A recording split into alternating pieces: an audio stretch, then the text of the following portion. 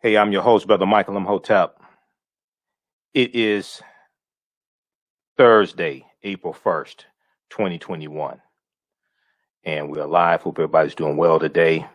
It's been a very, very busy day. We know today was day 4 of the Derek Chauvin trial in the murder of George Floyd. We'll talk about that in the second half of the show. First half of the show, we have a very special guest we're going to bring on here in just a minute.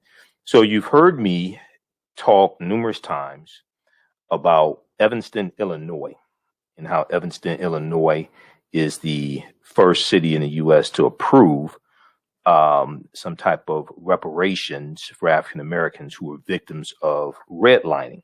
We've talked about redlining a number of times here on the show as well. It is it's a $10 million fund that is raised by a 3% tax on recreational marijuana. The first disbursement of $400,000 has been allocated.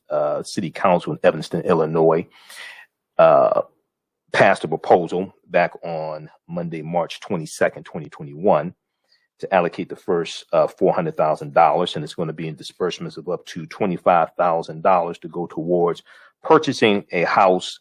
And we know that home ownership is one of the main ways that wealth has been created in America. Okay. And for African Americans, usually our homes are usually our largest investment, maybe outside of or our largest asset, maybe outside of a 401k plan. So we know there's been a lot of talk on social media and in the media about what happened in Evanston, Illinois. You know, we've been covering it here extensively, and it was spearheaded. This initiative was spearheaded back in 2019 by 5th Ward Alderwoman. I've seen it say alderman. She's a woman. 5th Ward Alderwoman, Rue Simmons, and she is our special guest today on the African History Network show to break this down and separate fact from fiction, explain to you what happened, and correct misinformation. Welcome to the African History Network show, 5th Ward Alderwoman, Rue Simmons. How you doing today, sister? Fantastic, and I'm very excited to be here with you. Thank you for the invitation. Oh, no problem. Well, look, I'm glad you accepted. I've been reading about what you spearheaded. I've been reading about what's going on in Evanston, Illinois, and as I've told my listeners numerous times, is very strategic that you all went after redlining as opposed to chattel slavery.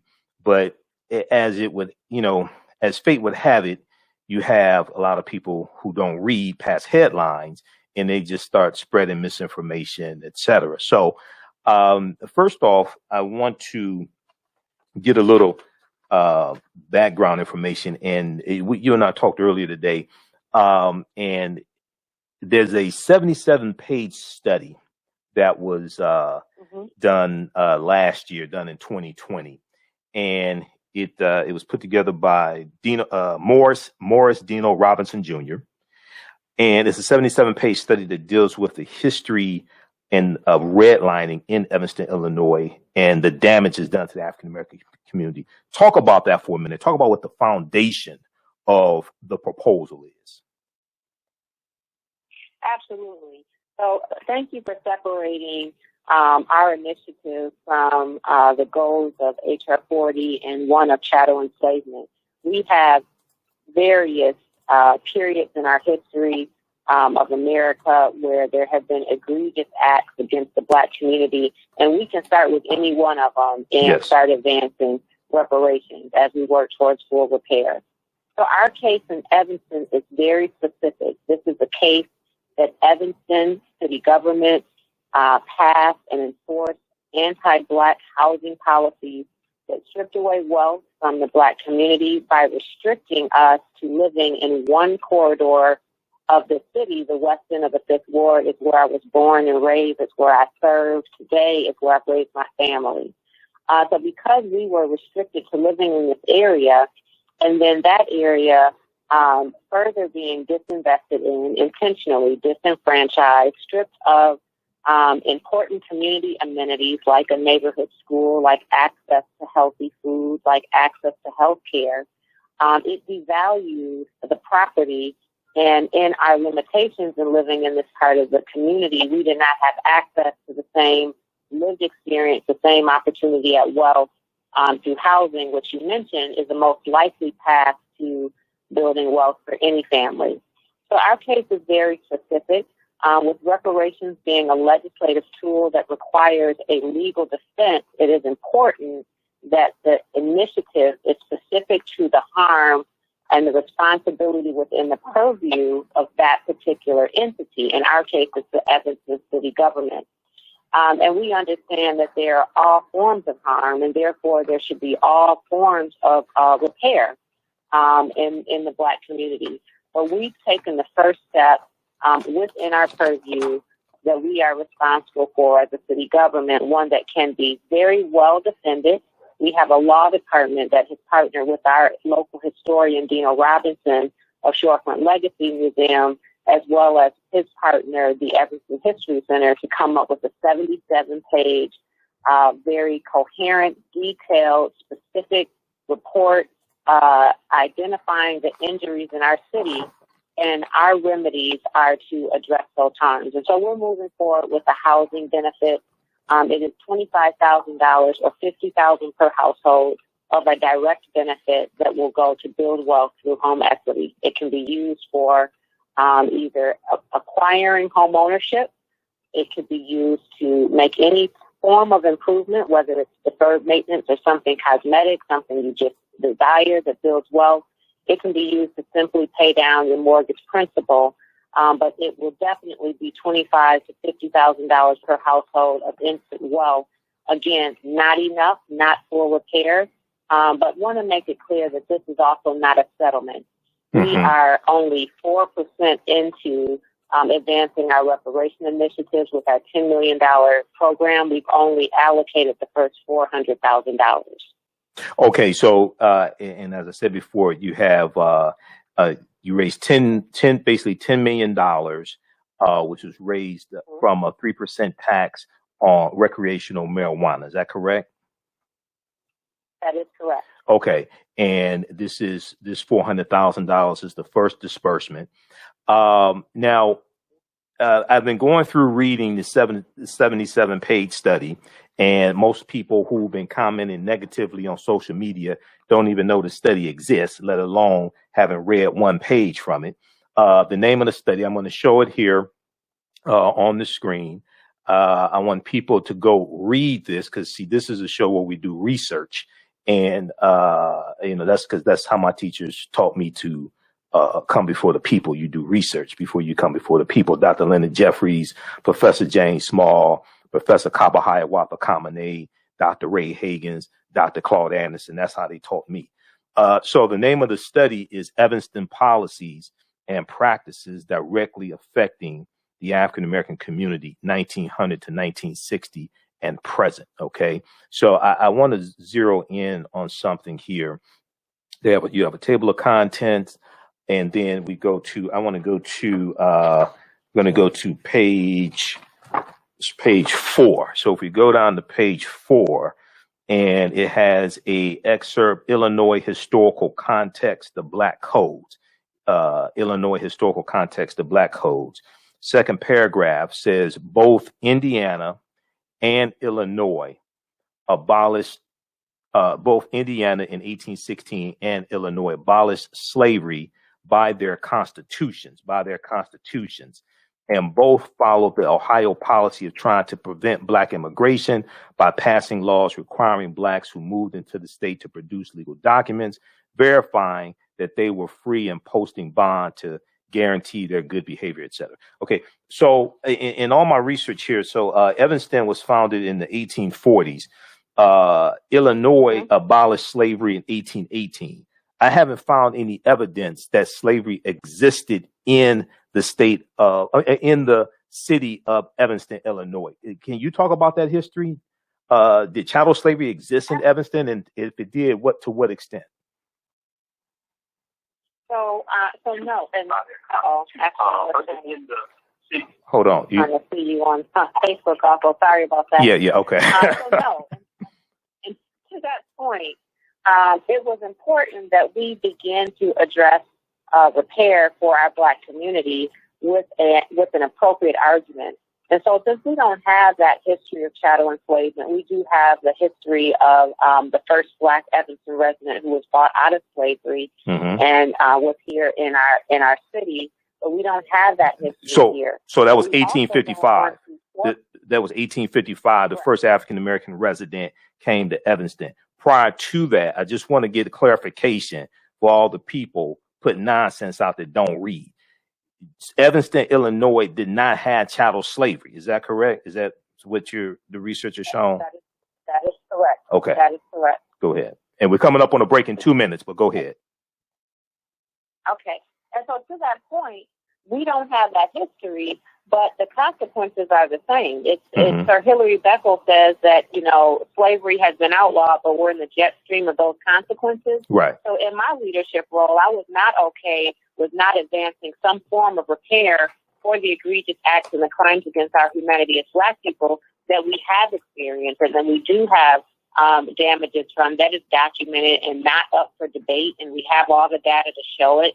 So we didn't need a feasibility study and a study. We could advance repair looking at contemporary harms in our community, redlining, historic housing policies, over-policing, mass incarceration, predatory lending practices. These are all areas of harm that also can be redressed by local government, by various institutions and organizations that have been accomplices to the conditions we have in the Black community. Okay, so we're coming up on a break here in 1 minute. So basically, and we're going to talk about this on the other side of the break. You and I talked about this before. You also support reparations for chattel slavery, but based upon the history of Evanston, Illinois, since chattel slavery did not exist in Evanston, Illinois, but redlining did, and redlining did do damage to the African American community. With this initiative here, you all focused on redlining because there's actually a history of that in Evanston, Illinois, correct? That's exactly right. That's exactly right. And I should add that our city has supported chattel slavery reparations, HR 40, since 2002. So our reparations work began in 2002 when we had a resolution that supported HR 40. It also gave some recommendations to our public school system to more appropriately and fully include Black and African history in its curriculum. This is a next step. This is an action plan. This is something beyond ceremony. We've done a lot of that in our city and everywhere else in this nation where we've had apologies and resolutions with no funding and resolutions with no action plan that can be measured. This can be measured. This has a fund. The fund is growing already by additional contributions from private entities and residents and churches and synagogues. And we expect this program to continue beyond the 10 years that it's designed. Okay, we're going to continue this on the other side of the break, find out more about it. I also want to talk, there was a document that I saw on your Twitter page, Evanston Reparations, Correcting Misinformation about Local and Federal Reparations. Both are possible. We're going to discuss all this on the other side of the break. So stand by, my sister. We're speaking with 5th Ward Alderwoman Rue Simmons about the reparations proposal that passed City Council in Evanston, Illinois. It's reparations for redlining. Listen to the African History Network show right here on 910 AM Superstation, the Future Radio. I'm Michael Imhotep. We'll be back in a few minutes. Gain knowledge in minutes from insightful summaries of progressive and socially conscious books. Blacklisted gives you access to curated content that'll satisfy your curiosity to learn and understand different perspectives. Empower yourself through inspirational and actionable ideas. It's easy to read or listen to on the go. Blacklisted. Empower yourself. Start your free trial today.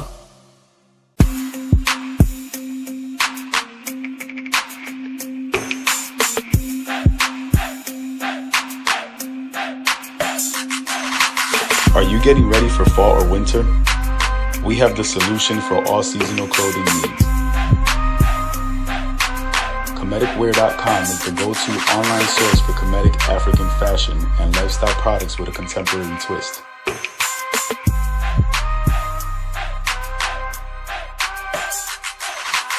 We're committed to offering unique styles reflecting our African heritage.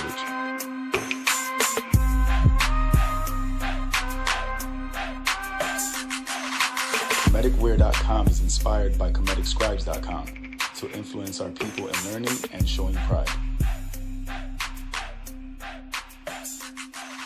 Please visit our website at ComedicWear.com.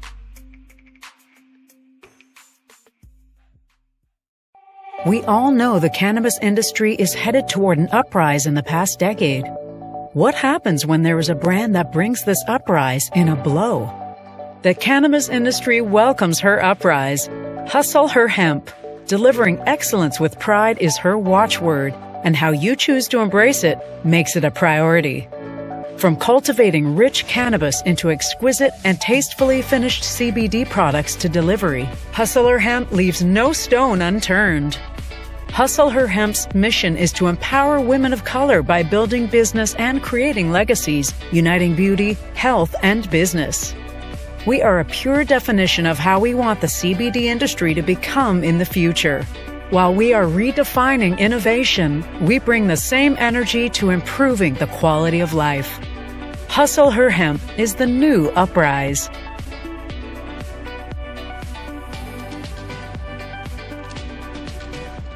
Hi, I'm Joel Wilson, President and CEO of JCW Computer Consulting LLC, a technology implementation firm with over 20 years of satisfying customers.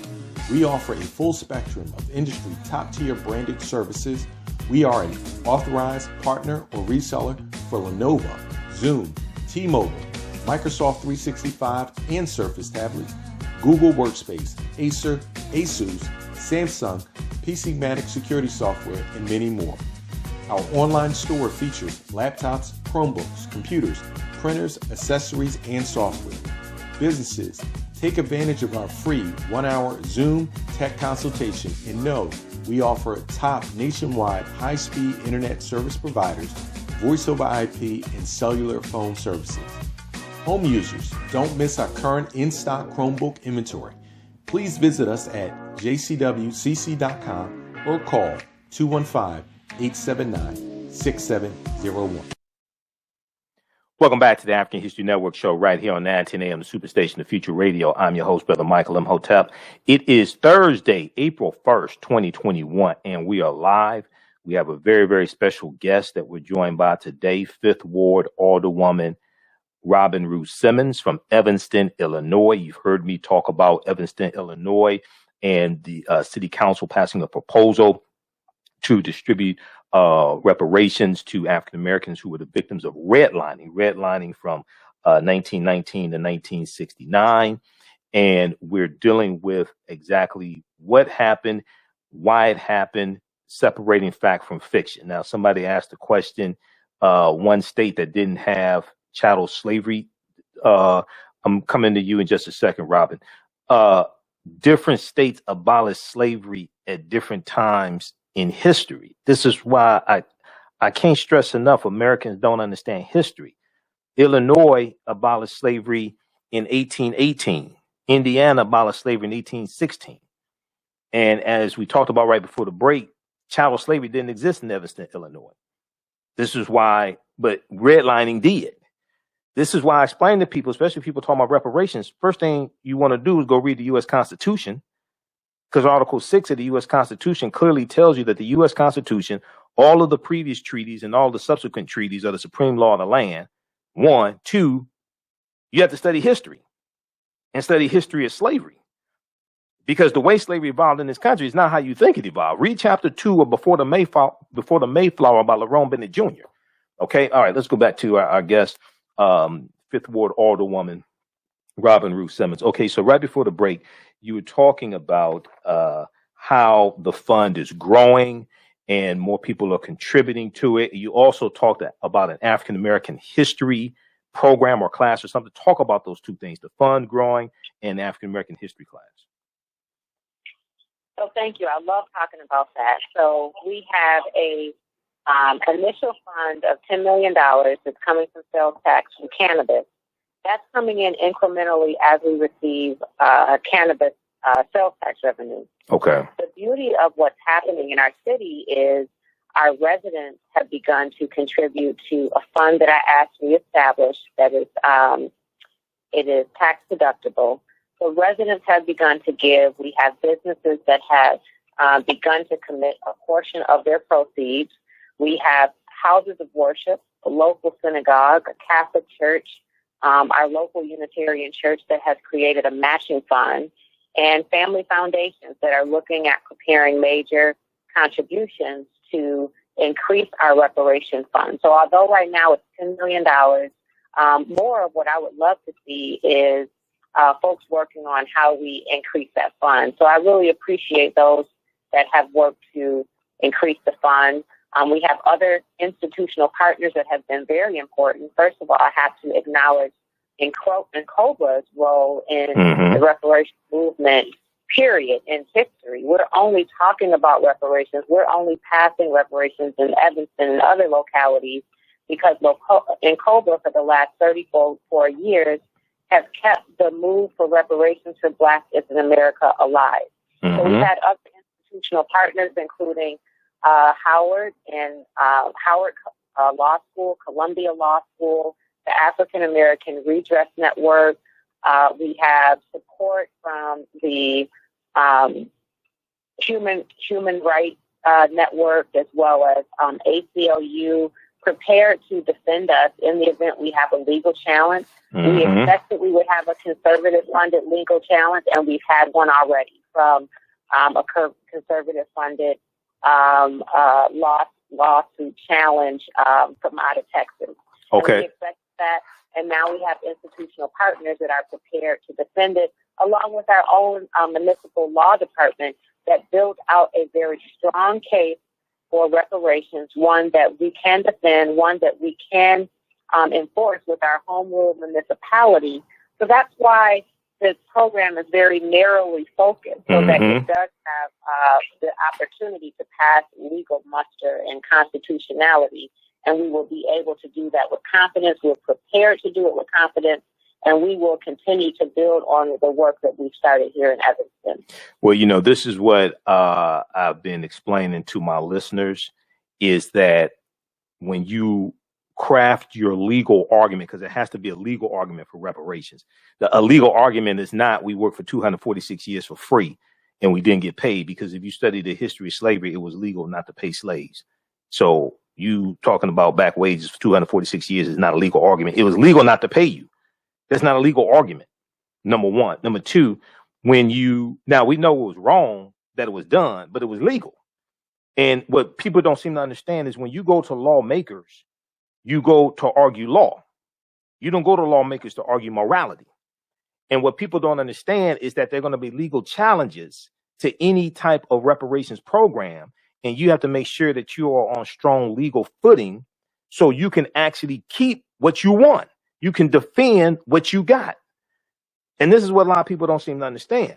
So you said you have one, we'll talk about the African American history class in just a minute here. But you said you have one legal challenge already. Are you at liberty to talk about that a little bit, the legal challenge?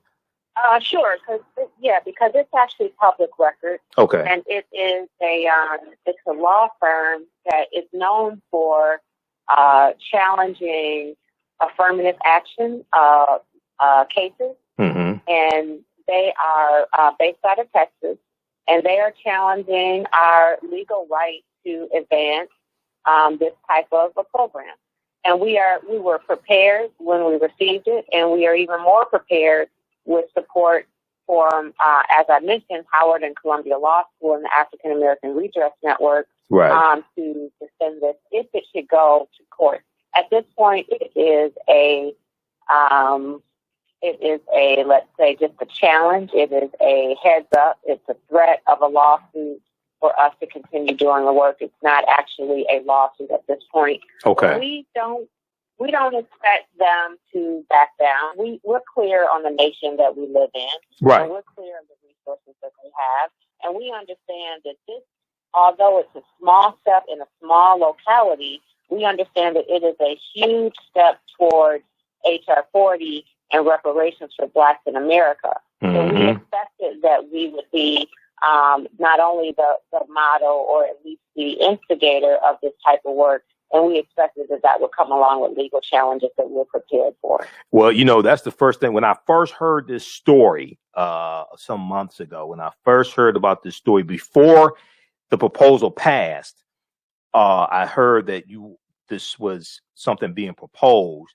I said, I wonder what their legal argument is going to be to defend this in court, because I know they're going to be sued, because I understand. I mean, as I explained to my listeners, look, under the Trump administration, Trump had his Attorney General, William Barr, sue to try to repeal the entire Affordable Health Care Act, known as Obamacare, that saved millions of white people's lives. Okay. And the case went before the U.S. Supreme Court, and the decision from the Supreme Court is going to come down sometime maybe June or July this year. If they're trying to repeal the Affordable Health Care Act in court that saved millions of white people's lives, you think they won't try to overturn reparations and go to court to overturn reparations and deem it unconstitutional? This is why you have to make sure your legal argument is sound from the beginning. Okay. Yep. Mm-hmm. So go ahead. Boyd and Gray and Associates that has filed a lawsuit. What's the name of it? What's the name of it? Boyd and Gray and Associates. BOYD, Boyd and Gray. Boyd, B as in boy, then Boyden, Gray, in the color gray and Associates. Okay. Yeah, and they have a history of filing. This is what they do. They file affirmative action types of lawsuits. It's public knowledge. This has been reported on, so I can speak about it. Okay. And they have their charge is that racial and ethnic classifications are unconstitutional, unfair, and harmful. And they are stating that we are acting unconstitutionally. We have discriminatory practices. And the program is seriously insufficient to state a compelling interest, and that the proposal not narrowly tailored to achieve its stated interest. And I think that it's exactly sufficient, very compelling, and appropriately narrowly tailored to advance redress for anti-Black housing policies. And that's the position that our law department is taking, as well as those law firms that are supporting us. Okay, now Evanston, Illinois is a city that has a population of about 75,000 people. It's 16% African American, 16% African American. Is that correct? That is correct. Okay, what's the percentage of white people in Evanston, Illinois? Well, I want to add that the reason why I introduced reparations in 2019 is we had been as high as 25% only in 2010. And we've had a severe decline, what I've referred to as an exodus of the Black community, because of lack of affordability, lack of a sense of place in our community, and not enjoying the same lived experience as white friends and neighbors in town, and lack of access to economic opportunity, whether it be living wage workforce opportunities or business opportunities. So we have been declining our sense of place. Our neighborhood is gentrifying. I still live in a neighborhood that once was pretty much all Black block is not so much anymore. We have gentrification that's happening, and again, this isn't unique. It's happening all across the nation. Yeah, like Detroit. Okay, it's happening in Detroit. I didn't know that. I live in Detroit. Yeah, I live in downtown Detroit. That's where it started first. Yes. Yeah. Last time I was there, it looked a lot different than when I lived in the area in the early 2000s. Oh, you still live in Detroit? Well, I actually lived in Birmingham. My family lives in Detroit on the west side. Okay. All right, we'll have to talk. We probably know some of the same people then. Okay. Yes, probably. But so we have now a growing Latinx community that will definitely, we're waiting on the 2020 census information. And, I believe that we will be the minority even less than our Latinx community, because they are growing and building wealth and having access to opportunity. And then we have a growing Asian community as well. So where we were a predominantly Black neighborhood with a rich historic place in this town, that has changed because of affordability and historic and institutional and systemic anti-Blackness that continues in the city. Again, not unique to Evanston. That's happening all over. Right. But it's happening here at a rate that we're losing our Black population. Okay, now I want to go quickly here to an article from the Washington Post. It's a really, really good article, gives background information. People, you can read this, as well as the 77-page study. This is from March 22nd, 2021. And I shared this with my listeners when the story broke. Evanston, Illinois leads the country with first reparations program for Black residents. And once again, this is dealing with redlining. Reparations is not synonymous with slavery. Reparations, the root concept is repairing the damage that was done. It's not specific to slavery. I just want people to understand that. So in the article, they quote Dr. Ron Daniels, who I know, president of the National African American Reparations Commission. He said, right now, the whole world is looking at Evanston, Illinois. This is a moment not like none other that we've ever seen, and it is a good moment. It then goes on to say the Evanston City Council approved the first phase of reparations to acknowledge the harm caused by discriminatory hiring practices, especially redlining practices and inaction going back more than a century. The 8-to-1 vote will initially make $400,000 available in a $25,000 home ownership and improvement grants, as well as in mortgage assistance for Black residents, primarily those who can show they are direct descendants of individuals who lived in the city between 1919 and 1969 and suffered from such discrimination.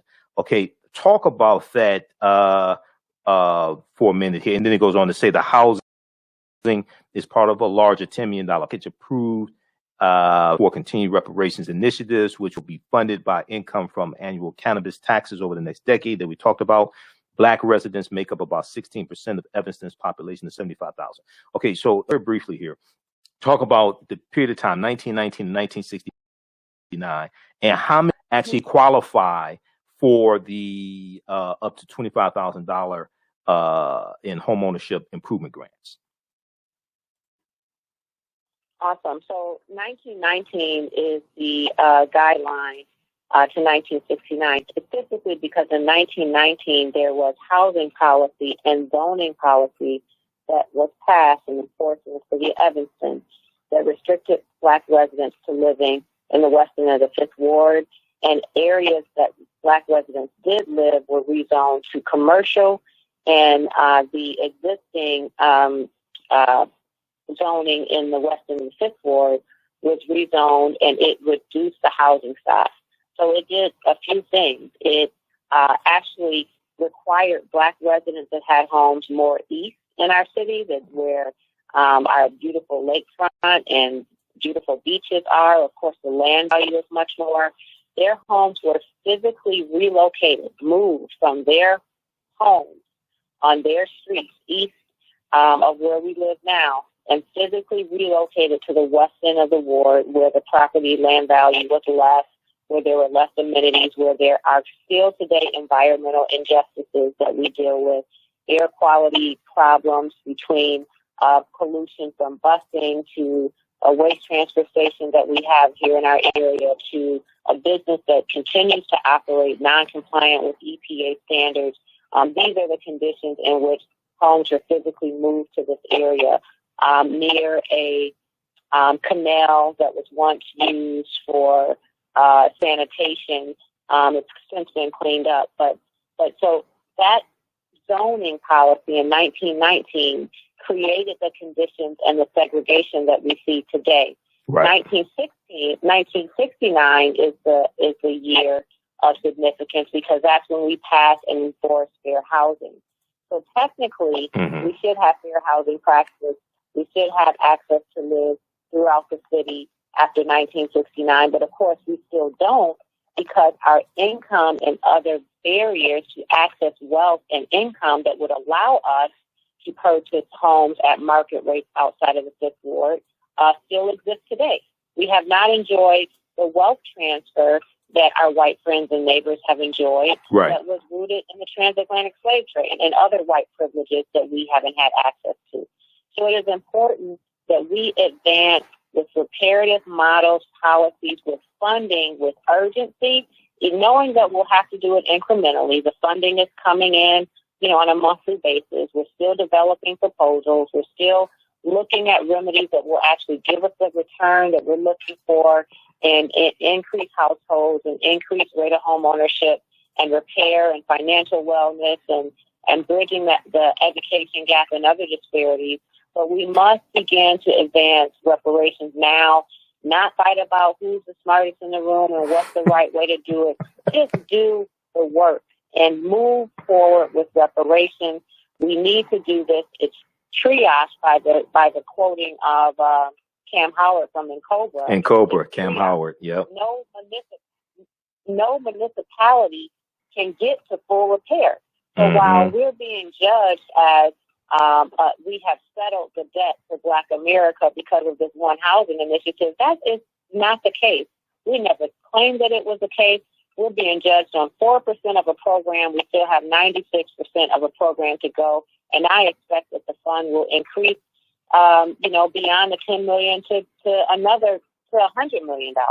Another thing that I should add is I really believe so much in this that our local foundation has established an additional reparation fund so that when the stakeholder community, when Black folks decide that we want to do something beyond housing and economic development, which is what our policy limits us to do, there is a fund that has no limits. It's not public dollars. It doesn't require a legislative process. It's going to be governed by a group of Black Evanston residents, and remedy proposals are decided and dispersed by this group of Black Evanston residents.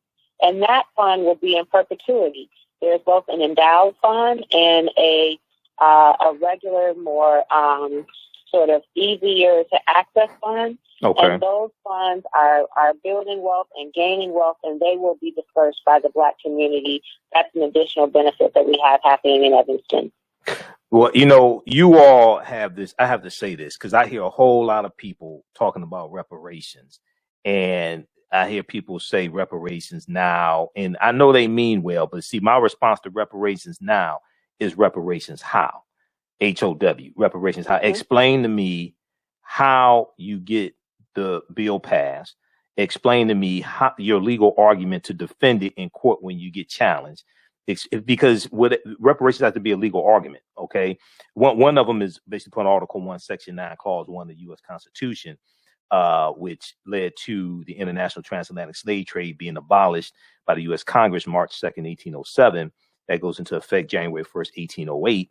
So all the Africans brought to this country from January 1st, 1808 to June of 1860, when the Clotilda slave ship comes into Alabama, all that is human trafficking. That's all illegal based upon federal law that white people kept violating in their court cases to back up your legal argument, like the U.S. Supreme Court case of 1841 of the Amistad slave ship. Because when you go to archives.gov and research that court case, it tells you that it was illegal for the Amistad ship to come into U.S. waters in the first place because the international transatlantic slave trade had been abolished. And that was one of the reasons why those Africans, Joseph Q and the others on Amistad, were set free.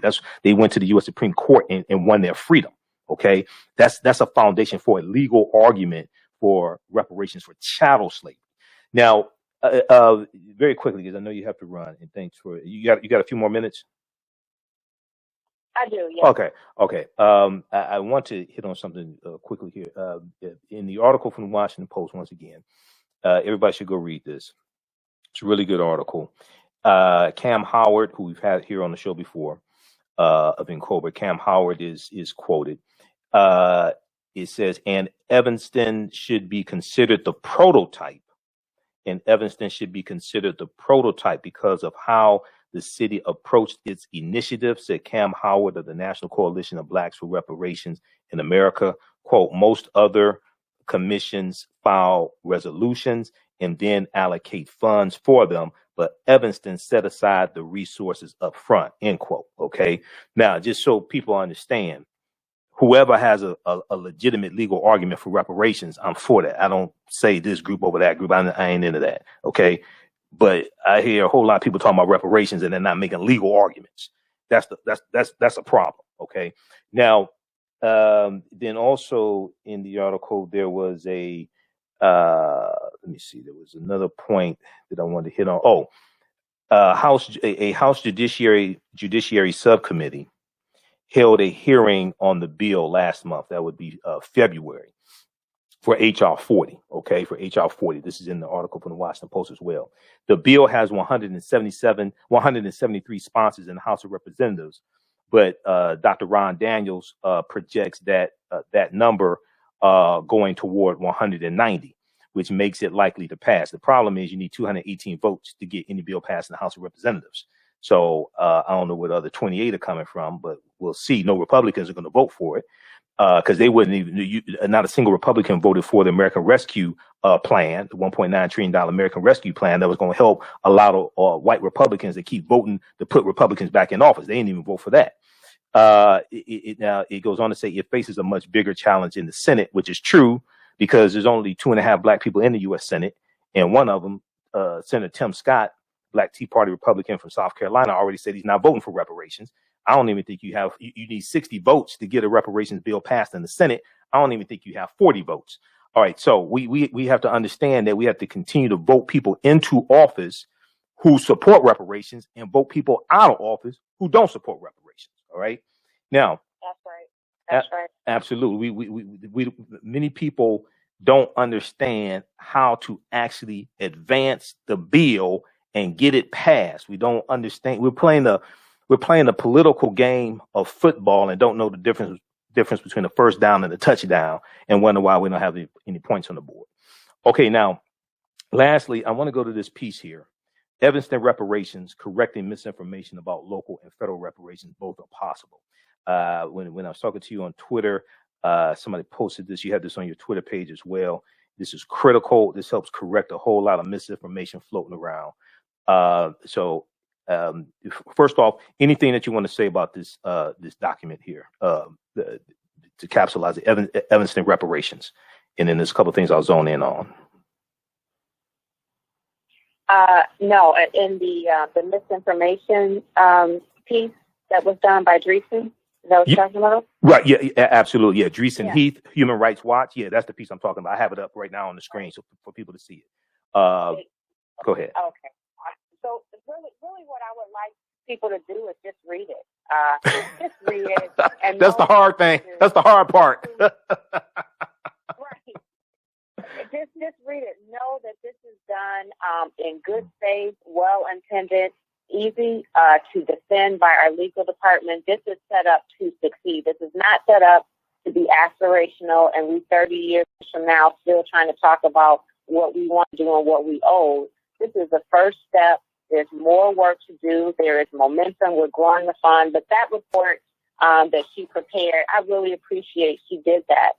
Dreesen is incredible. Mm-hmm. And she really details misinformation, highlights the facts, and really showcases what's possible, what we're doing here in Evanston and what's possible in other localities. And it may even give a possibility of how we might advance HR 40 with funding beyond a study bill and looking towards remedy proposals. So my ask is that folks really just read more information. Know that some folks are misinformed. Know that some folks are intentionally misleading. Mm-hmm. Also know that this work is very emotional, so it's how do you ever quantify what is enough to justify the harms that we have experienced. So you have a combination of just genuine ignorance and then genuine or not genuine or intentional misinformation for political and personal reasons. And then you have a very emotional topic that we have been harmed. You know, no $25,000 housing grant or $1 million check is enough for us to say we are satisfied, but we can work together towards a settlement that will allow us to build on with also having good ordinary public policy. So equity and inclusion, all of those policies that still have racism embedded in them that is continuing to sustain our conditions. So it needs to be a combination of completely looking at our policies at a local and federal level, some form of reparations at a local level, reparations at a federal level, looking at cash payments at some level. It's not a likely path at a municipal level just because of the resources that we have or don't have access to. But we need to advance the work, working together, knowing that it's going to take generations to get it done. It's taken us 402 years to get here. So we can't expect with one local initiative to say we have solved all of the harms against Black America in Evanston with actual funding. It's too much responsibility to put on one locality. So let's just acknowledge it for what it is, an important, transformative, historic step in the right direction towards justice and reparations for Blacks in America. Okay, very quickly, I want to zoom in on something right here, this document. It says there's a lot of misinformation about reparations in the public sphere. There's absolutely no substitute for what the federal government owes descendants of enslaved Africans in the U.S., but violations also happen at the local, state, and institutional levels. It goes on to say specific harms require a specific remedy or repair mechanism. The right to an effective remedy for human rights violations, including acts of racial discrimination, is guaranteed under international human rights law applicable to the U.S. It then goes on to say reparations for the legacy of slavery should rectify past and ongoing harms, etc., including with respect to housing, health, education, life, security of person. Okay, then it lays out reparations can take any of the following forms as defined by international human rights standards: restitution, compensation, rehabilitation, satisfaction, guarantees of non-repetition. It goes on to talk about, this includes, let's see here, I want to skip down. This includes racialized and class-based housing segregation at the federal level, more than 270 million acres of land via the Homestead Act. The Homestead Act was from 1862 to 1988. 1862 to 1988, the last allotment from the Homestead Act was given out in 1988. It was 80 acres of land in Alaska, okay, was granted to mostly white people. The Homestead Act, as well as the Southern Homestead Act of 1866, about 45 million acres of land. All that mainly went to white people. Quote unquote, urban removal and federally financed highway construction destroyed Black neighborhoods across the U.S. At least 239 cities were redlined. At least 239 cities were redlined, making it virtually impossible to obtain a home mortgage loan. The federal government and local governments colluded with private lenders to create barriers to home ownership, exacerbating the wealth gap. Okay, at the local level, housing inequities were further compounded by additional discriminatory housing policies and practices such as local exclusionary zoning laws. Okay, so people, please read this. I know you have to run, sister. Thanks for staying with us. This is at nbcitrust.org, or just Google Evanston Reparations, correcting misinformation about local and federal reparations. Well, look, sister, Fifth Ward Alderwoman Rue Simmons, I applaud what you're doing. It takes a lot of courage to do what you're doing also. And keep up the good work. If there are any new developments, feel free to reach out to me, and we'll bring you back to talk about it. I sure will. Okay. All right. Thank you. And I just appreciate you putting the facts out there. Thank you for the invitation. No problem, sister. No problem. You have a good day. Okay. Have a good night. Okay. All right. Thanks. Peace. All right, everybody. So that was Fifth Ward Alderwoman Rue Simmons. Exclusive interview here on the African History Network show, separating fact from fiction, because that's what we do here. We do research. Those watching, if you like this type of information also, you can support the African History Network. $ the AHN show through Cash App. $ the AHN show through Cash App. Also through PayPal, paypal.me/the AHN show. Or at our website, AfricanHistoryNetwork.com. We're here 6 days a week. This helps us keep doing the research, stay on the air, keep broadcasting. We're here Monday through Friday, 11 p.m. to 12 midnight Eastern Standard Time. Sundays, 9 p.m. to 11 p.m. Eastern Standard Time here on 9:10 a.m. the Superstation WFDF in Detroit. And we also broadcast on our Facebook fan page, the African History Network, and our YouTube channel, Michael Imhotep, IMHOTEP. Those watching on our Facebook fan page and YouTube, we're going to go for a few more minutes. Keep watching. We're out of time here on 9:10 a.m. Superstation. We're going to talk about day 4 of the Derek Chauvin trial in the murder of George Floyd. We'll give you a recap of that. All right. Remember, right now it's correct. Oh, and I'll be on. Okay, so Friday I'll be on Roland Martin Unfiltered. I'm a panelist each Friday. We'll discuss that on our Friday show here. All of my DVD lectures are available at our website, AfricanHistoryNetwork.com. Oh, and you can still register for my online course that I teach on Tuesdays, 8 p.m. to 10 p.m. Eastern Standard Time, Ancient Kemet, the Moors, and the Ma'afa, Understanding the Transatlantic Slave Trade, what they didn't teach you in school. We deal with thousands of years of history and what led up to the transatlantic slave trade taking place. Ancient Kemet, the Moors, and the Ma'afa, Understanding the Transatlantic Slave Trade, what they didn't teach you in school. We just posted the link here. It's also at our website, AfricanHistoryNetwork.com. And all the sessions are recorded. You can go back and watch any class that you missed as well. Right now, it's correct wrong behavior. It's not over till we win. Wakanda forever. Stay tuned for Democracy Now! We'll talk to you tomorrow night. Peace. All right, stand by, everybody. Let me clear this call. Okay. All right. So that was an exclusive interview. You won't see an in-depth interview like that many other places with Fifth Ward Alderwoman Rue Simmons, breaking down exactly what they did and why they did it and how they did it. All right, I want to shift gears here and we'll talk a little bit about day 4 in the Derek Chauvin trial. Today was less of an emotional day to a certain extent. It was still some emotional testimony, but it was day 3 was like really devastating and emotional testimony for day 3. Digital Dandelion's Technical Solutions works with businesses like yours to create an operations manual for your business, which is something many businesses don't have. According to AARP, more than 30% of small business owners are over 50 years old. Many business owners want to retire by selling their businesses or by passing their businesses on to their children. However, according to Forbes Investment Advisors, many retiring owners' attempts to sell their businesses for retirement fail. You cannot sell your business without a business manual. Your children also cannot inherit your business because there is no way to run it. Your business does not have to die when you leave. Their business Bible products will give you the tools you need for a thriving business that can make you money even after you retire. Are you looking at increasing your business's annual revenue? Digital Dandelions can help you make at least $100,000 in annual revenue and expand your business.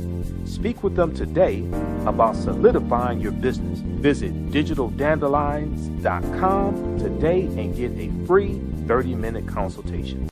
We all know the cannabis industry is headed toward an uprise in the past decade. What happens when there is a brand that brings this uprise in a blow? The cannabis industry welcomes her uprise. Hustle her hemp. Delivering excellence with pride is her watchword, and how you choose to embrace it makes it a priority. From cultivating rich cannabis into exquisite and tastefully finished CBD products to delivery, Hustle Her Hemp leaves no stone unturned.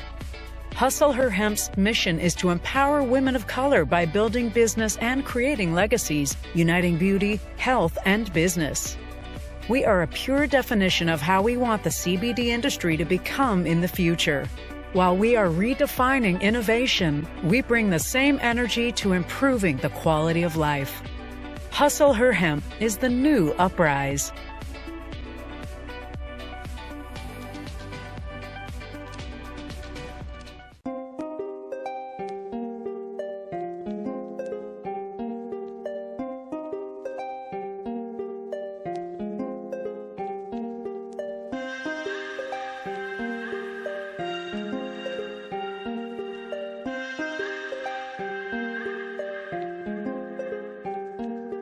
Black Bees products are a collection of natural, organic, personal care products with an appreciation of nature and bees.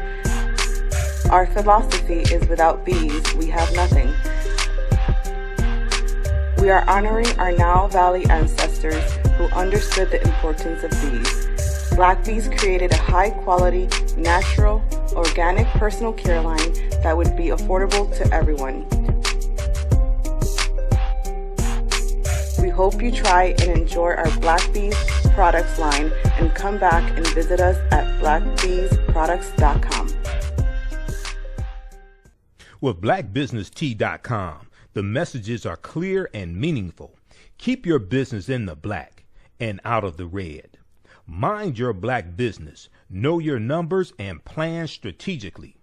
Black Business Boss, lead your industry. Support black business. Encourage, patronize, and uplift one another. BlackBusinessTea.com currently has products sold in Detroit, Atlanta, Chicago, and Los Angeles, with proceeds returned to the black community. They have a wide selection of hoodies, t-shirts, mugs, hats, sweatshirts that support black-owned businesses. Visit the website blackbusinesstee.com. That's blackbusinesstee.com.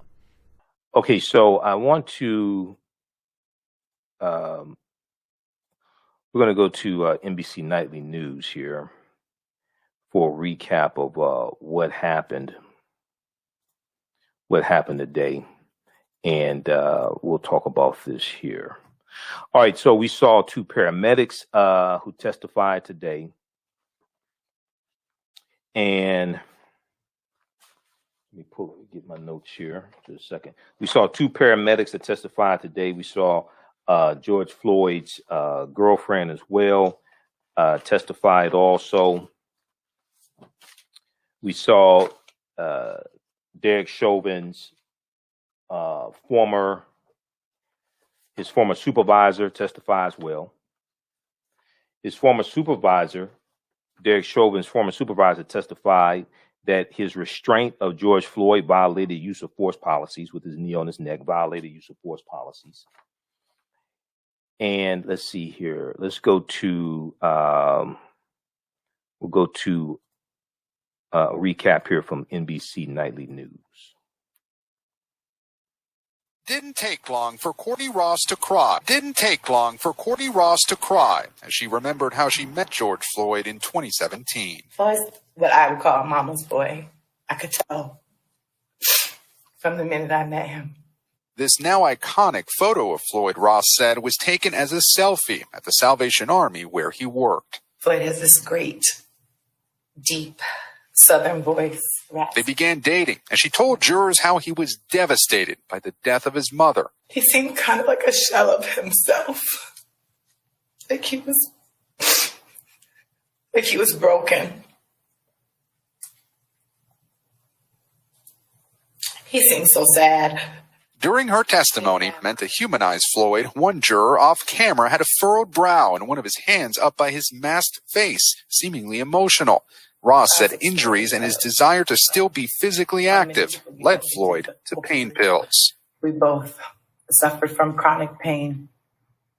Mine was in my neck and his was in his back. We got addicted and tried really hard to break that addiction many times. In March of 2020, Ross testified she drove Floyd to the hospital and learned he'd overdosed. You did not know that he had taken heroin at that time? No. Derek Chauvin's defense team has argued that Floyd's underlying health conditions and drug use killed him. not the 9 minutes and 29 seconds that prosecutors say the former Minneapolis officer held his knee on Floyd's neck. The next two witnesses, paramedics, said Floyd had no pulse when EMS arrived at the scene. I didn't see any breathing or movement or anything like that. In lay terms, I thought he was dead. Today's testimony came after prosecutors on Wednesday played body camera videos from all four officers that responded, including Chauvin's, which had not been seen publicly before. His camera fell beneath a police squad car as officers struggled with Floyd. Later, Chauvin's voice is heard explaining why he restrained Floyd for so long. He's got to control this guy because he's a sizable guy.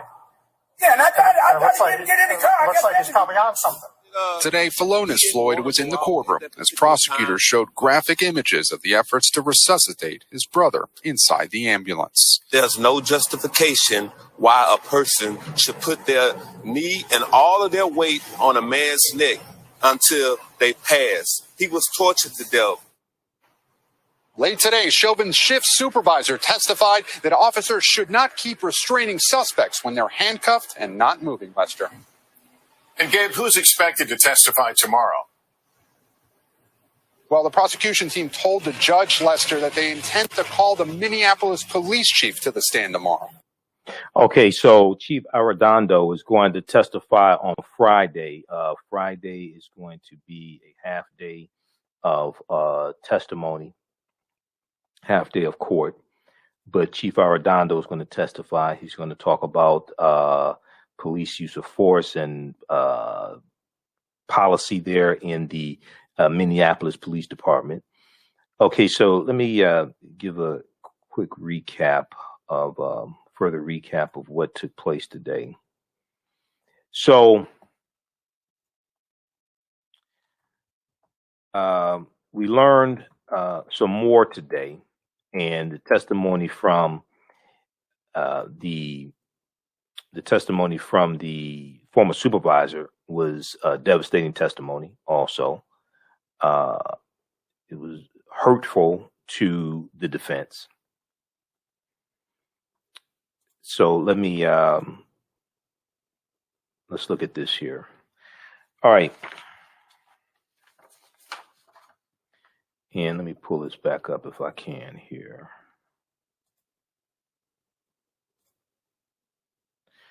Okay, so two paramedics testified today, paramedics that rendered aid to George Floyd. They tried to revive him. They were unsuccessful. Paramedic says George Floyd flatlined on the way to hospital. The paramedic who provided medical assistance to George Floyd testified that George Floyd had flatlined on the way to the hospital and that his heart was not pumping. Seth Zachary Bravender said he stopped the ambulance a few blocks away from the site where George Floyd was restrained to help his partner give assistance to Floyd. It was then that he realized Floyd had flatlined. Bravender testified. It's not a good sign for a successful resuscitation. Quote, basically, just because your heart isn't doing anything at that moment, he added, is not a good sign for a good outcome. When Bravender initially arrived at the scene, he said he could tell from a distance that Floyd was not responsive. Now, Bravender said he asked now former Minneapolis police officer Derek Chauvin to get off Floyd so they could move him. Okay, so they had to ask, they're there on the scene to render aid, and they had to ask Derek Chauvin, please take your knee off that black man's neck. They're there to render aid. They have to ask him, could you get off of him so we can render aid? You called us, right? You called us. Can you get off of him? So the jury was also shown images from inside the ambulance from another officer's body cam showing the paramedics attempting to revive George Floyd. They can be seen using a Lucas device to do medical chest compressions on Floyd in an attempt to get his heart beating again. Now, earlier in the day, George Floyd's girlfriend, Courtney Ross, gave a tearful testimony as the first witness of the day. Ross told the jury both she and Floyd suffered from chronic pain and struggled with addiction to painkillers through their 3-year relationship.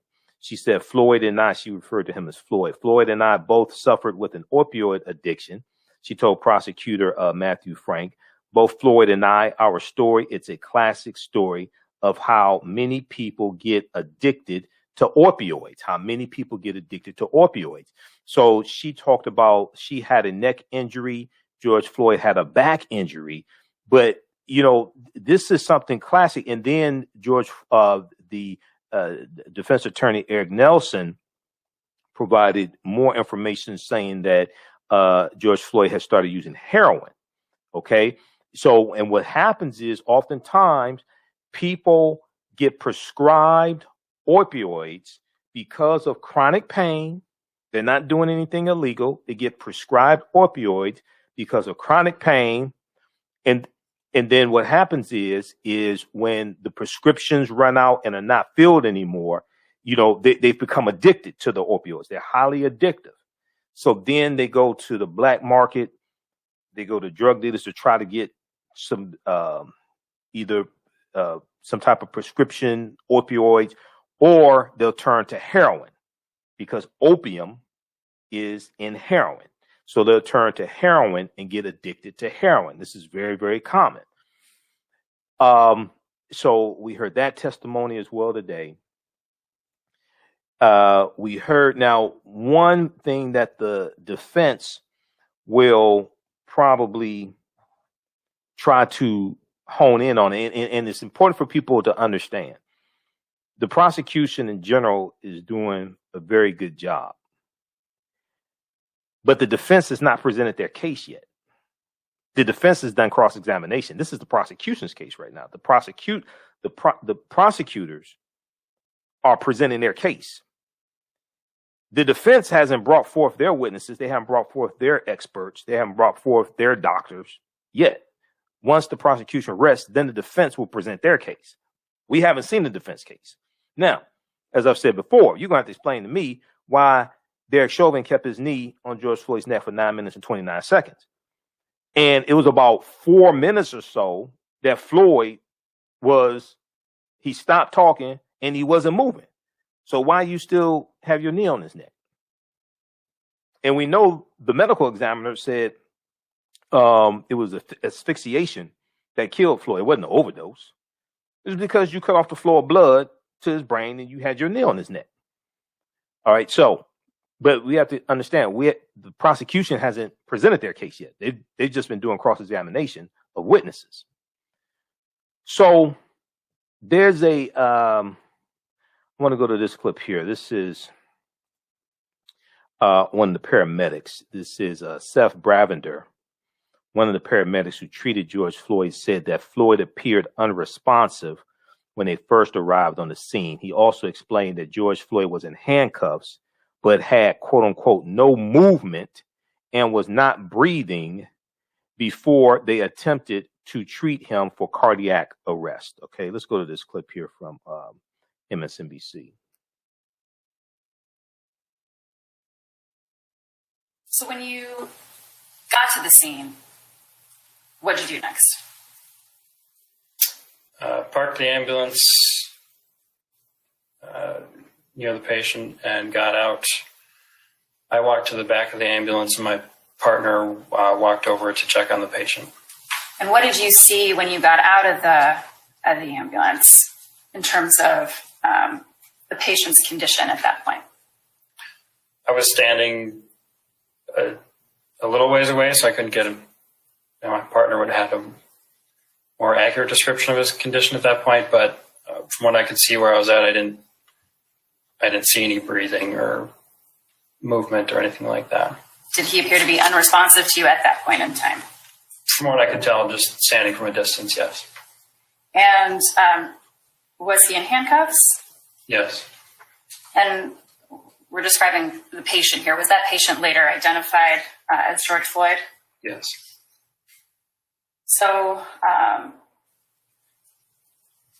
when you got out, your partner first approached, is that right? What were you doing at that initial point in time when you first got there? As he went over to check on the patient, I was watching him to kind of get a cue on what we were going to do next, because, we're still determining what the patient's condition was.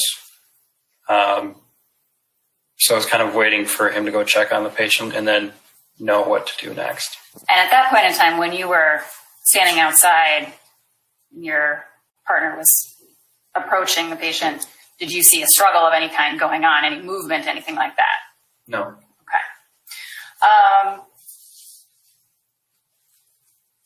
So after your partner first approached, did you see what he was doing? Yeah, he checked a pulse on his neck, a carotid pulse, and also looked like he checked the patient's pupils. And did you discuss with your partner at that point next steps? Yeah, he walked back towards me, and I asked, he in cardiac arrest, and he said, I think so. So, use the word cardiac arrest. What does that mean? It's the term we're going to use for anybody that's not responsive, not breathing, and doesn't have a pulse currently. So, essentially, does that mean that someone's heart is stopped? Yeah. Are there multiple things that can cause someone's heart to stop? Absolutely, yes. Okay. Okay, so that was one of the paramedics. That was Seth Zachary Bravender, okay, who was one of the paramedics who tried to provide aid to George Floyd. And once again, I think it's important to note that when the paramedics arrived on the scene, they said that they had to ask Chauvin to get off of George Floyd. So that says a lot right there. It wasn't a situation. Let me see. We still have this up here. Let me show this to you again. Because you would think, right, if it was a situation where you're trying to, so officers trying to save a suspect's life. The paramedics arrived there and said, "Oh, I'm so glad you're here. He's right here. Okay, here, let me take the cuffs off. Oh, okay, come on, he's right here. Here, I'll take the cuffs off." That's not what happened. Okay, let's look at this again.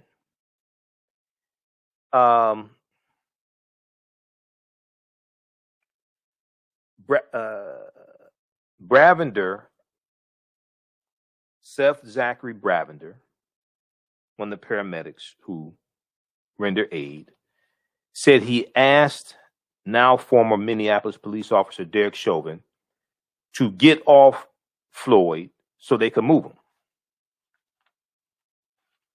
If you have an officer who's trying to save somebody's life, as soon as EMS gets there, it's like, "Hey, he's right here. Here, let me take the cuffs off. Okay, you need me to do anything?"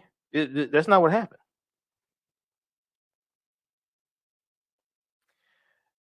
I want to go to this next clip here. This is from I Remember the Beat. So Derek Chauvin's former supervisor testified today. And it was devastating testimony. He testified that Derek Chauvin, the restraint that Chauvin used on George Floyd violated use of force policies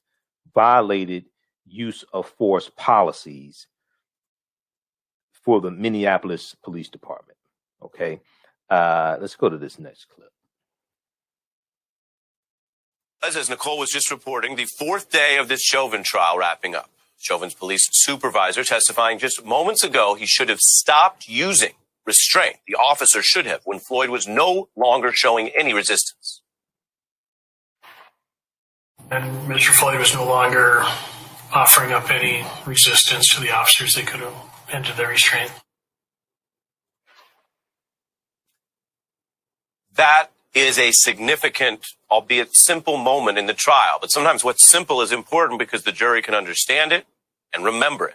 You have the actual police supervisor for the murder defendant condemning the officer, the defendant, on the stand. This came after paramedics.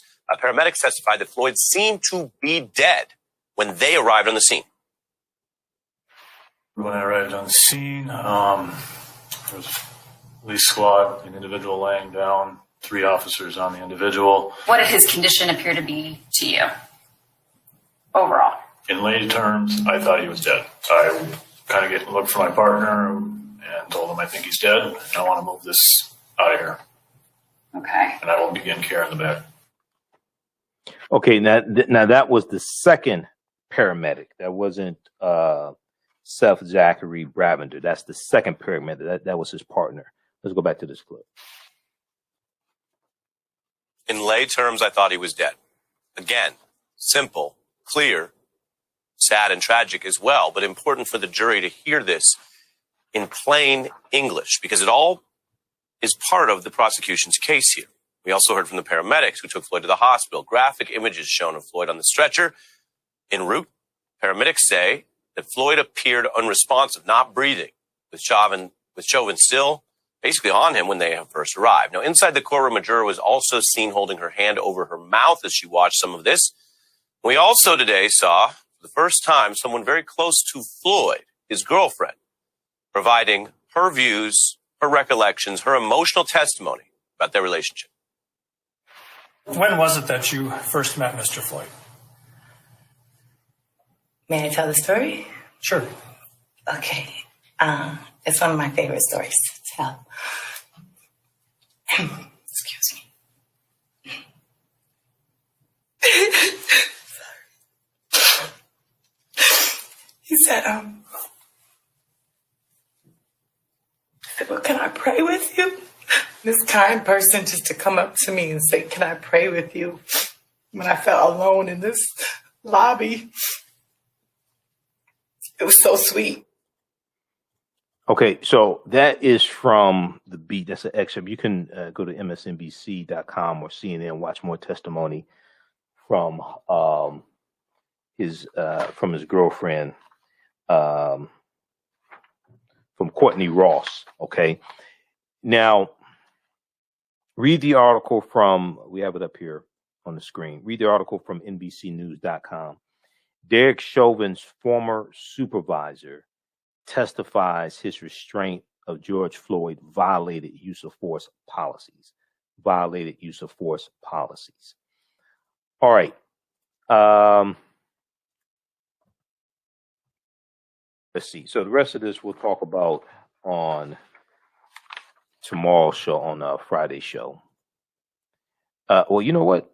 Radio station is we're not broadcasting live on Friday on the radio station. I forgot because of Easter holiday. So I may still broadcast. We'll see. I may still do a broadcast.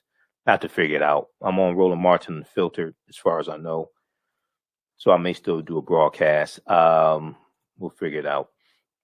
You can still register for the online class that I teach, Ancient Kemet, the Moors, and the Ma'afa, Understanding the Transatlantic Slave Trade, what they didn't teach you in school. If you go to our website, AfricanHistoryNetwork.com, right on the home page, scroll down and you'll see information for our show. We're on Monday through Friday and on Sundays. Click right here to listen to the audio podcast of the shows. Click here to read articles that I've written. This is an episode of our show where we dealt with Cardi B and Megan Thee Stallion performing WAP at the Grammys, and we dealt with negative corporate control hip hop and the attack that we're under. There's information here about the class. Next class is on Tuesday, April 6th. Okay, 8 p.m. Eastern Standard Time. Click right here to register. And takes you to the next page. Click here to enroll. Class is regularly $130, on sale $80. As soon as you register, you can watch the class we did this past Tuesday, and you can watch the previous classes as well. This is an 8-week, 16-hour online course that I do. We deal with thousands of years of history, and we deal with what led up to the transatlantic slave trade taking place. Okay, it's an 8-week, 16-hour online course. This time around it's going to be 9 weeks. We'll throw in an extra session. Dr. David Imhotep, who wrote the book "The First Americans Were Africans: Documented Evidence," was he spoke to our class about 3 weeks ago. He wrote this book, "The First Americans Were Africans: Documented Evidence." We dealt with the ancient African presence in the Americas, including this land going back that we call the U.S., going back at least 51,700 years ago. And then Sister Nubia Wardford, cultural anthropologist, spoke to our class as well. So as soon as you register, you can watch those sessions. We do the classes live. All the sessions, we do the classes live. You can ask questions in the class through the live text chat. Okay, I can't see you, but you can ask questions. And then all the sessions are recorded. So you can go back and watch them over and over again. You can watch from around the world. You can watch as much as you want to. Even after the class ends, you can still go back and watch the content. All right. So we posted the link here. It's also at our website, AfricanHistoryNetwork.com. Remember, right, you can support the African History Network as well. $, the AHN show through Cash App, $, the AHN show through Cash App, and then also through PayPal, paypal.me/the AHN show, paypal.me/the AHN show. This helps us keep broadcasting 6 days a week, finance the show, keep doing the research, pay some of the bills, etc. If you don't donate through, if you support us through Cash App, be sure to type in $, the AHN show, SHOW, $, the AHN show, and it's going to it'll say Michael, and it'll show my picture there. Okay. So this helps us to stay on the air. All of my DVD lectures and digital downloads are also at our website, AfricanHistoryNetwork.com. And we have the 15 DVD bundle pack, the Michael Imhotep Black History Month bundle pack. Includes 15 of my lectures. That's on sale. We have it in DVD and digital download format also, I think. That includes 15 of my presentations. And that's on sale $100 right now. That'll keep you busy. It's a ton of information there. And there's one presentation I did dealing with a history of economic boycotts, redistributing the pain. How African Americans historically fought back with economic boycott. So at our website on the homepage, right below the information about the online class, I spoke, back in February 24th, I spoke for Zeta Phi Beta Sorority Incorporated for the Black History Month virtual panel discussion. The Lambda Rho Zeta chapter of the Pontiac chapter of Zeta Phi Beta Sorority Incorporated. Those are my sisters. I'm a member of Phi Beta Sigma Fraternity Incorporated. So right below that, we have the Michael Imhotep Black History Month DVD bundle pack. Click right here to order here. It gives you a breakdown of the 15 titles in the bundle. And we have one, Great African Women in History, the Mothers of Civilization, where I deal with some well-known and not so well-known women in our history. 3 presentations deal with the film Black Panther. We have one on Dr. King, Malcolm X, the Tuskegee experiment of untreated syphilis on the Negro male. We do deal with fact. I separate fact from fiction because they did not inject them with syphilis. There were 600 men in the study. 399 men had an early form of syphilis called latent syphilis. They already had syphilis. 201 men in the study did not have syphilis. They were the control group. The 399 who had syphilis were denied proper treatment, denied penicillin once penicillin became the actual treatment for it. Okay, they did not inject them with syphilis. That's urban legend. Also, you get the double lecture that Dr. David Imhotep and I did. The First Americans were Africans, Documented Evidence. He dealt with that topic, and I dealt with Great African Women in History, the Mothers of Civilization. All right, so it's a 15 DVD bundle pack, and that's at AfricanHistoryNetwork.com. Also, then right below that one is this one here. It was a really good one. I did this in 2019. Black Migration 1619 to 2019. Includes 6 presentations. It's in digital download format and DVD format, and it also includes you get this 3-hour presentation I did dealing with the history of Juneteenth. This one here dealing with the 400-year anniversary of August 20, 1619. It's an extensive presentation.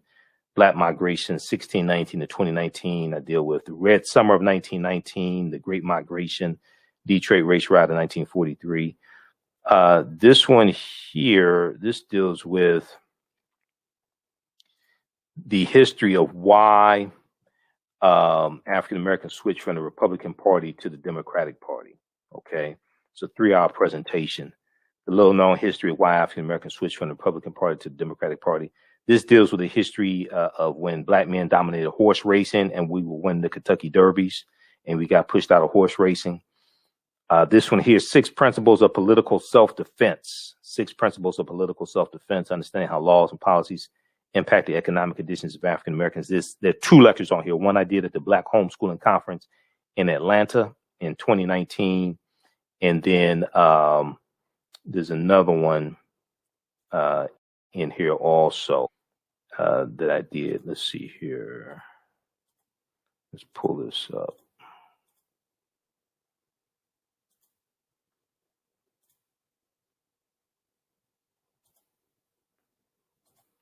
All right, and then the last one in the bundle is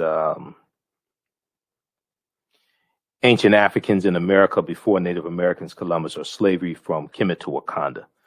So I do with the African presence in the Americas before slavery and before Native Americans came into existence also. All right, so check out that bundle as well. All right, we have to get out of here.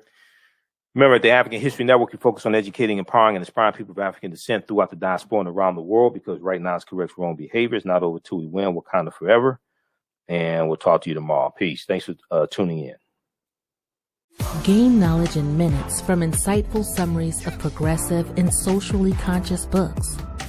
Blacklisted gives you access to curated content that'll satisfy your curiosity to learn and understand different perspectives.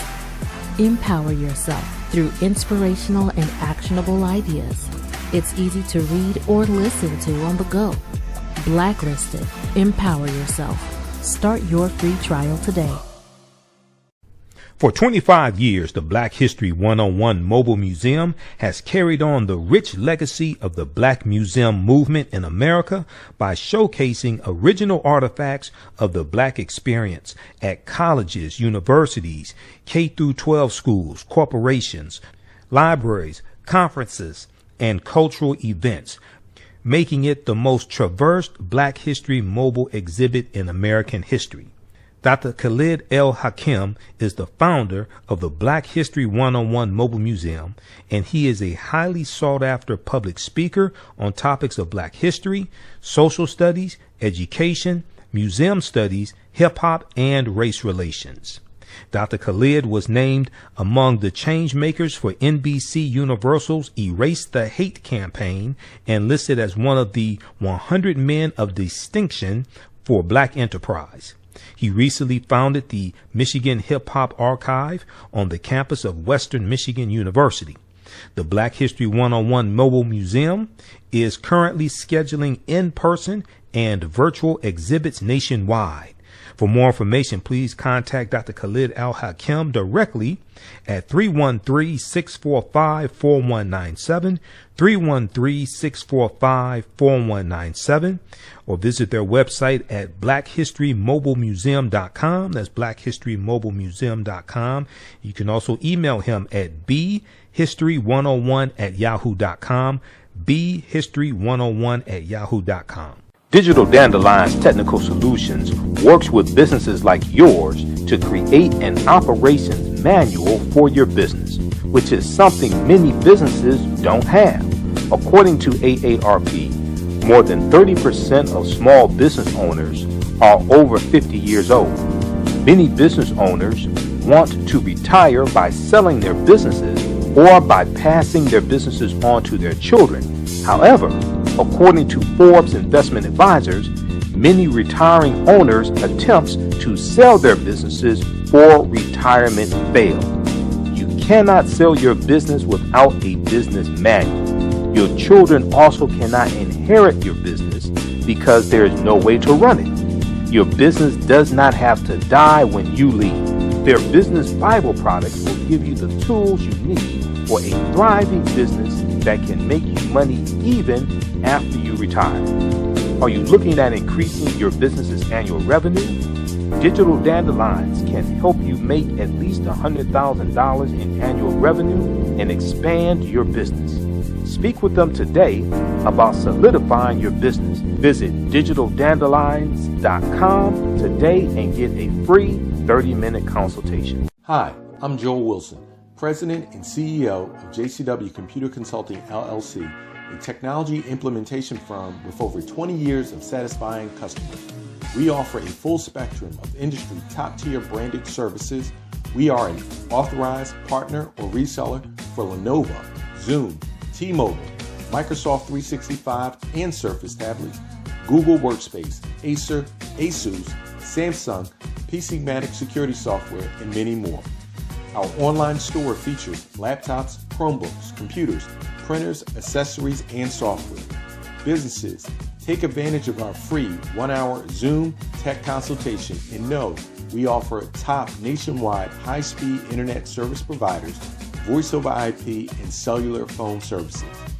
Home users, don't miss our current in-stock Chromebook inventory.